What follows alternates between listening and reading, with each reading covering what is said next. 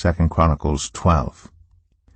After Rehoboam's position as king was established, and he had become strong, he and all Israel with him abandoned the law of the Lord.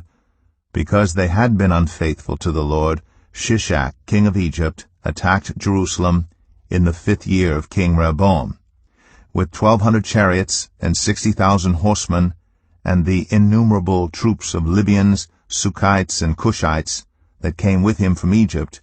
He captured the fortified cities of Judah and came as far as Jerusalem. Then the prophet Shemaiah came to Rehoboam and to the leaders of Judah who had assembled in Jerusalem for fear of Shishak, and he said to them, "This is what the Lord says, You have abandoned me, therefore I now abandon you to Shishak." The leaders of Israel and the king humbled themselves and said, "The Lord is just." When the Lord saw that they humbled themselves, this word of the Lord came to Shemaiah, "Since they have humbled themselves, I will not destroy them, but will soon give them deliverance. My wrath will not be poured out on Jerusalem through Shishak. They will, however, become subject to him, so that they may learn the difference between serving me and serving the kings of other lands." When Shishak, king of Egypt, attacked Jerusalem, he carried off the treasures of the temple of the Lord and the treasures of the royal palace. He took everything, including the gold shields Solomon had made. So King Rehoboam made bronze shields to replace them, and assigned these to the commanders of the guard on duty at the entrance to the royal palace. Whenever the king went to the Lord's temple, the guards went with him, bearing the shields, and afterward they returned them to the guardroom.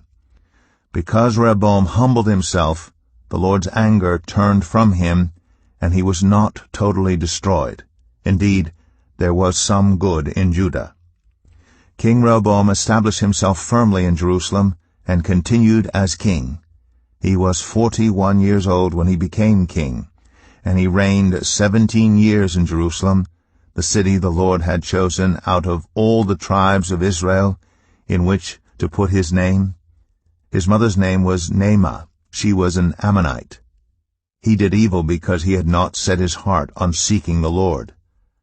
As for the events of Rehoboam's reign, from beginning to end, are they not written in the records of Shemaiah the prophet, and of Iddo the seer that deal with genealogies?